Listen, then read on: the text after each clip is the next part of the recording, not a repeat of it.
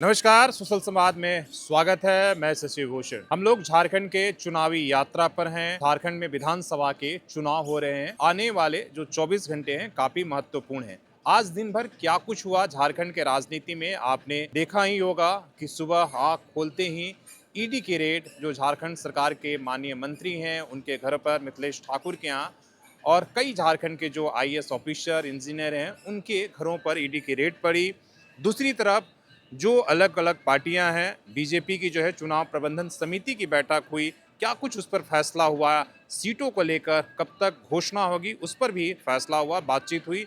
और इसके साथ ही कई और महत्वपूर्ण जो है बातें हुई जिसको लेकर हम आपको अपडेट करेंगे। और हमारे साथ दो सहयोगी हैं, कुमार संभव हैं, पत्रकारिता में काफ़ी लंबा अनुभव है, हालांकि पर्दे के पीछे रहते हैं और स्टोरी बनाते रहते हैं, तो इनसे भी हम झारखंड के चुनाव के बारे में राय लेंगे।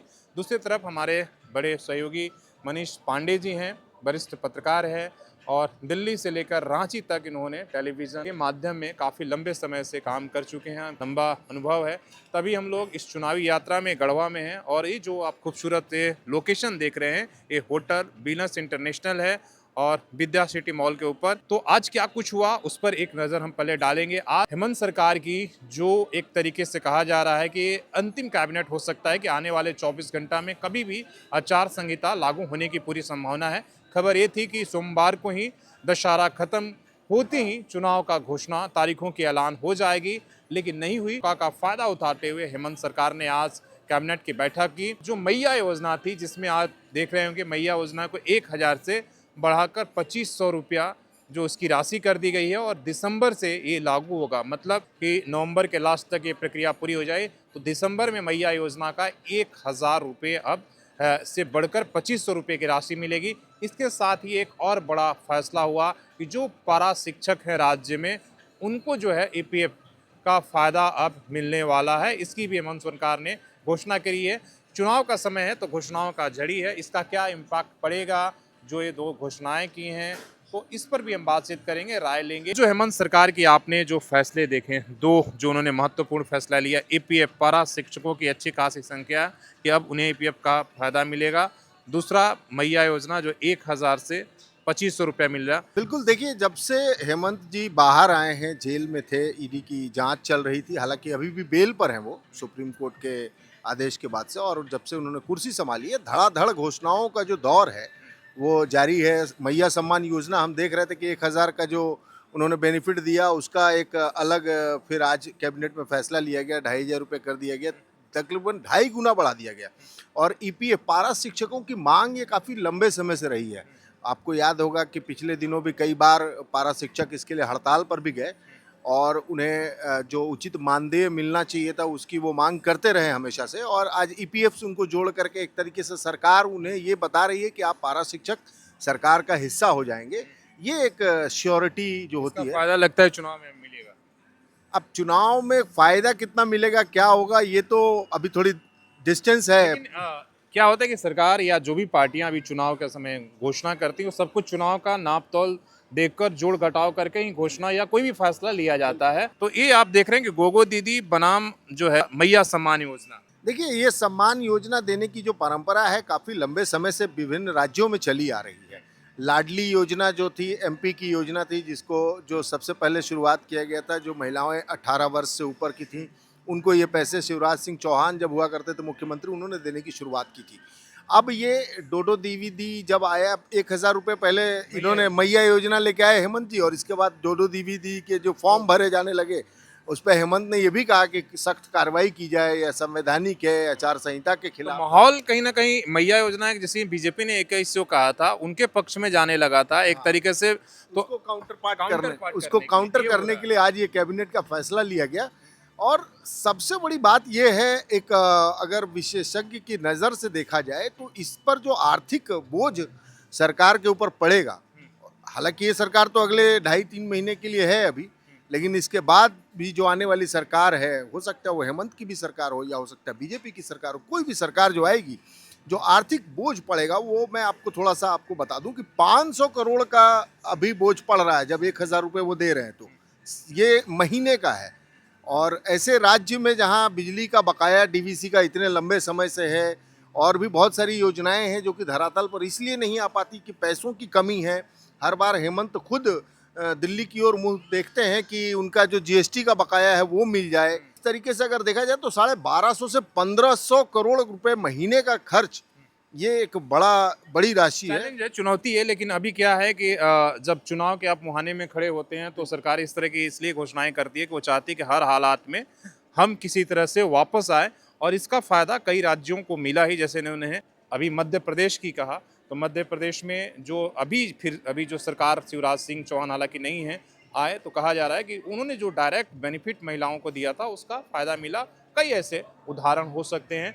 लेकिन उससे बड़ी आज खबर ईडी की रेड चर्चा पर रही, तो कई लोगों ने इसे चुनाव से देखकर जोड़कर कहा। मिथिलेश ठाकुर जिनके घर पर रेड पड़ा, उन्होंने कहा कि देखिए ये तो हमें पहले से ये था, और लोकसभा चुनाव से ही एक तरीके से हमारे ऊपर दबाव बनाया जा रहा था कि आप बीजेपी के ज्वाइन कर लीजिए, बीजेपी के साथ आइए। नहीं आएंगे, नहीं आने का मतलब ये हुआ कि ये ईडी का रेड पड़ रहा, मतलब पॉलिटिकल एंगल दिया। शशि जी, ऐसा है कि देखिए, इससे पहले भी आप जो बात कह रहे हैं कि हर बार एक ईडी का रेड होता है। ईडी का रेड होने के लिए ज़रूरी नहीं है कि बीजेपी सरकार के द्वारा कराया जा रहा हो, जैसा एक भ्रांति फैलाई जाती है। अक्सर ये देखा गया है कि जब भी इलेक्शन के टाइम या उससे पहले भी अपोजिशन, अब तो परंपरा सी बन गई है। राजस्थान और छत्तीसगढ़ के चुनाव हो रहे थे मध्य प्रदेश, उसमें भी ईडी का रेड बिल्कुल, तो उसका एक इम्पैक्ट ये लोगों की नज़र में ज़रूर आता है कि ऐसा इसी वक्त क्यों हो रहा है। हो सकता है कि ईडी अपनी कार्रवाई अपने हिसाब से कर रही है, और कई अभी आपने झारखंड में देखा भी कि बहुत सारे अवैध पैसे भी जब्त किए गए हैं ईडी के रेड में। तो कहीं नहीं कहीं तो वो चीज़ें सच है जहां ईडी ने रेड की हैं और उतने पैसे बरामद हुए, जो कि लोगों के सामने दिखा है, ये किसी से छुपा हुआ नहीं है। हाँ, ये जरूर होता है कि टाइमिंग पर सवाल जरूर। यस, और जो क्षेत्र है, अपने अपने जो विधायक हैं, जो लड़ने वाले हैं, टिकट जिनको मिलने वाला है, उनके प्रति एक थोड़ा सिंपैथी इसलिए जाता है कि भाई इसी वक्त क्यों। एक तबका ये भी जानता है जो थोड़ा सा पढ़ा लिखा है, जो एक मध्यम वर्गीय है, उसे ये पता है कि अगर ईडी ने रेड किया और वहाँ से कुछ निकल रहा है तो वो कहीं ना कहीं हकीकत है। ऐसा तो है नहीं कि ईडी ले जाके रख दे रही है। तरफा है, फायदा और नुकसान दोनों तरीके का है। लेकिन ये जरूर है कि आप कहीं ना कहीं जब रेड पड़ता है तो दबाव में पार्टियां आती हैं, नेता दबाव में आते हैं, और चुनाव का समय है, एक एक दिन एक एक जो घंटा जो है महत्वपूर्ण है, और आप उस प्रक्रिया में जो है एक तरीके से उलझ के रह जाते हैं। ये बात है, बात की बात है। हालांकि अरविंद केजरीवाल लोकसभा चुनाव के समय आपने देखा कि वो बाहर आए, फिर जो है लंबे समय तक जेल में। मनीष सिसोदिया, कई एग्जाम्पल, हेमंत सोरेन, और कहा जा रहा है कि हेमंत सोरेन जेल जाकर और भी मजबूत हो गए हैं। तो कहीं ना कहीं इसका नुकसान भी हुआ। तो ये आने वाला वक्त आएगा, बताएगा कि क्या कौन सही या गलत है। लेकिन अभी चुनाव के मुहाने पर खड़े हैं तो बात चुनावी हम करेंगे। क्या लग रहा है कि कब तक सीटों का ऐलान, इसलिए कि आज बीजेपी की दूसरी बार चुनाव प्रबंधन समिति की बैठक हुई।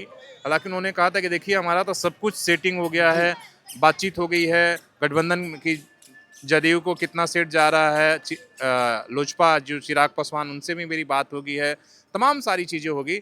लेकिन अभी भी सीटों का घोषणा होने में या गठबंधन के किसको कितना जा रहा है, जान तो सब रहे हैं कि आंसू कितना मिलने वाला है, लेकिन अंतिम जो मुहर है औपचारिक, उसमें क्यों देरी हो रहा है? क्या अभी भी खींचतान बाकी है कहीं? देखिए, अनुमान ही लगाया जा रहा है, लेकिन एक बात तो साफ है कि सीटों का जो समीकरण है वो एक दो कम बेसी हो सकता है।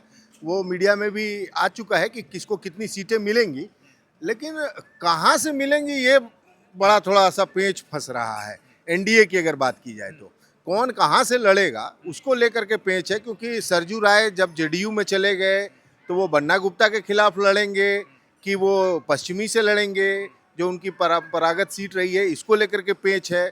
आजसू को कौन कौन से सीटें दी जाएं, वहाँ भी कहा जा रहा है कि इच्चागढ़ और अभी कई हाँ, कई जुगसलाई और ईचागढ़ को लेकर के, हालांकि वो भी कंफर्मेशन आया कि दी जाएगी, कभी आता है कि नहीं दी जाएगी।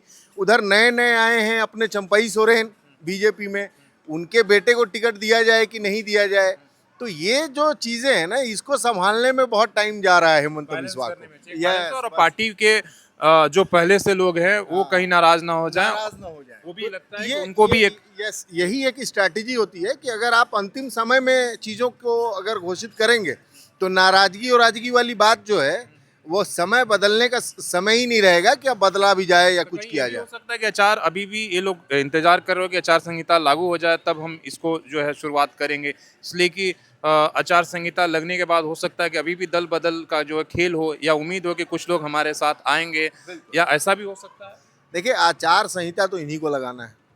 मैंने गाहे बगाहे अंदर द टेबल अगर बात की जाए तो आचार संहिता चुनाव केंद्र आयोग को हाँ बिना कोई उसकी केंद्र सहमति की सहमति और उनके साथ बातचीत करके लगानी। अब चक्कर ये है कि सबसे पहले यहाँ तो अपनी स्थितियाँ ठीक कर ले, गोटी सब खाने में फिट हो जाए शतरंज की बिसात पर, तब जा करके आचार संहिता लगे। अब दोनों बात है, वो ये आचार संहिता का वेट कर रहे हैं या फिर पहले गोटी फिट करने की कोशिश में लगे हैं, इसी के कारण थोड़ा डिले है। लेकिन बहुत ज़्यादा डिले नहीं है, बहुत उम्मीद है कि 1-2 दिनों के अंदर में ही, या हो सकता है कि जब हम ये बात कर रहे हैं उस समय तक ये प्लानिंग बन गई हो और सुबह हो सकता है कि प्रेस कॉन्फ्रेंस की भी खबर हमारे बीच आ जाए। आसू की भूमिका क्या देख रहे हैं? 9-11 क्या इस बार, पिछली बार अकेले लड़े थे, 2 सीटें मिली थी बीजेपी, कहा जा रहा है कि भाई बीजेपी और आसू नहीं मिलकर लड़ी इसलिए वो सत्ता से दूर, इस बार भी वो दोबारा गलती होगी या मिलकर लड़ेंगे दोनों, एक दूसरे को छोड़ने के लिए तैयार हैं या अभी भी पेच फंसा हुआ है? शशि जी, आजसू को लेकर अगर जहाँ तक भूमिका की बात की जाए तो इस बार जैसा अनुमान लगाया जा रहा है कि उन लोगों का एक डिमांड था जैसा कि 10-11 सीटों का, तो जो अनुमान अभी भी चल रहा है कि 8 से 10 के बीच 9 की तो खबरें चल रही है कि खबरें 9 चल में, रही है। हाँ, लेकिन कोई अभी 11 भी चला रहा है, कोई 9 भी चला रहा है। लेकिन वही बात है कि हर चीज़ों को अभी तक पीछे रखी गई है, अभी तक खुल के ये बातें नहीं कही गई हैं। हो सकता है कहीं पेच फंस जाए, लेकिन जैसा हम लोग अभी चुनावी यात्रा भी कर रहे हैं और चीज़ों को देख भी रहे हैं, तो अगर आजसू को ये लेकर देखा जाए तो आजसू के अपने क्षेत्र में काम किए हैं, उसके बिहाफ पर ऐसा महसूस होता है कि इस बार आजसू की सीटें बढ़ेंगी, जीतने के बहुत सत्ता में उनका इम्पोर्टेंट भागीदारी रहेगा, हाँ, बीजेपी की आशा- बनता है। बिल्कुल। और सुदेश जी को अगर देखा जाए तो वो उनकी एक छवि है यूथ को लेकर, उनका जो एक सोच है वो हमेशा से ये रहा है, जैसा लोगों का ओपिनियन भी मिला कि भाई उनको डेवलपमेंट करना है, अपने क्षेत्र को कैसे बढ़ाना है। हाँ, पिछले बार कुछ ना कुछ गलतियां तो रही हैं दोनों सरकार की आपसी मतभेद, जिसकी वजह से खामियाजा भी बीजेपी ने अपना भुगता है। इस बार एक उम्मीद है कि उनको जो टिकट दिया जाएगा तो उनकी जीत अच्छी होगी। लेकिन देखा जा रहा है कि आजसू को बड़ा नुकसान जयराम महतो इस बार पहुंचा रहे हैं। लोकसभा चुनाव में देखा गया कि उन्होंने जब गिरिडीह लोकसभा से लड़े तो 3.5 लाख में 2.5 लाख जो वोट कम हुए वो आजसू के थे। इस बार तो उन्होंने 20 सीटों का अभी तक ऐलान कर दिया है, तो आपको क्या लिस्ट भी लगा? आ गई है। दूसरी लिस्ट मतलब 14 और 6 20 सीटों का अब तक ऐलान हो गया है। अब देखिए, जयराम का फैक्टर बहुत हद तक सोशल मीडिया पर ज़रूर दिखाई देता है, और ज़मीनी हकीकत की बात की जाए तो विधानसभा का चुनाव लोकसभा के चुनाव के मुद्दों से काफ़ी अलग हो जाता है। आजसू के बारे में एक बात तो क्लियर है कि पिछली बार वो 8 सीटों पर सेकंड पोजीशन पर थे, ये भी नहीं भूलना चाहिए। उन्होंने 3 सीटें जीती ज़रूर थी, लेकिन 8 सीटों पर सेकंड पोजीशन पर थे। 2 जीते थे, हाँ। हाँ, 2 जीते थे और 8 पे सेकंड पोजीशन पे थे। तो ये जो सिचुएशन हुआ ना, ये सिचुएशन में बहुत बड़ा नुकसान बीजेपी को हुआ था, क्योंकि बीजेपी भी उस जगह कॉन्टेस्ट कर रही थी जहां आजसू खड़ा था।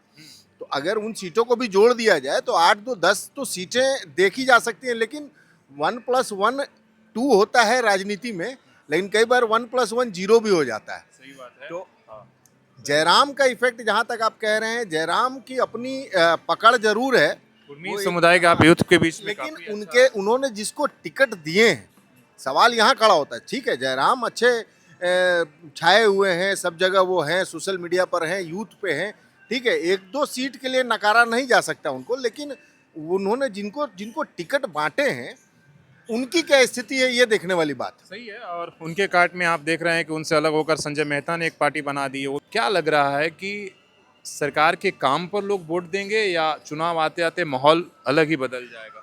देखिए, काम पर वोट राजनीति में बहुत कम देखने को मिला है। चुनाव के अंतिम 15 दिन काफ़ी मायने रखते हैं। उस वक्त कौन सी पार्टी किस स्थिति में रहेगी वो समझने वाली बात है। अभी आपने हरियाणा का एग्जाम्पल दिया है, सब ने राइट ऑफ कर दिया था, इवन सोशल मीडिया से लेकर के हर तरह के मीडिया ने राइट ऑफ कर दिया था कि बीजेपी नहीं जीतने वाली। और जो अंडरडॉग प्ले हुआ वहाँ पर 39 1% वोट कांग्रेस को मिले, 39.9% वोट बीजेपी को या उसके गठबंधन को मिला। तो जी ये जो 0.8% का खेल है ना, ये पूरा का पूरा स्विंग चेंज कर सकता है। अभी भी जो जेएमएम और कांग्रेस एक साथ लड़ रही है, उसके अगेंस्ट में बीजेपी अपना एक स्ट्रॉन्ग लीडरशिप तैयार करने की कोशिश कर रही है। और जो सबसे बड़ा ड्रॉबैक है इस वक्त बीजेपी में, वो है स्वीकार्य नेता की कमी। जैसे एक खेमे में आपको हेमंत सोरेन जरूर दिखाई दे रहे हैं खड़े, लेकिन इस खेमे की बात की जाए तो कोई उस तरह का कद नहीं दिख रहा।